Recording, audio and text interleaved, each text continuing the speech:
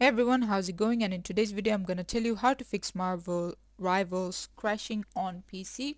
As you can see, people have shared their issues and solving. So one guy, he uninstalled and reinstalled and it worked for him, but it didn't work for someone else. So maybe it will work for you. Try it.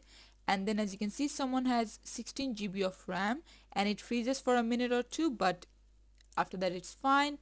And then as you can see, another person said that you need to drop your resolution to 1920, and also last thing that you need to do is whatever graphics card you're using, let's say it's from Nvidia, head over to GeForce Experience or whatever GPU app you're using, open it, and then we're going to go into drivers and make sure that you're on the latest driver. If not, then update it and see if it works. And this is it for the video. Thanks for watching and I hope that helps. Please leave a like and subscribe for more tutorials like this, and I'll see you guys in the next one.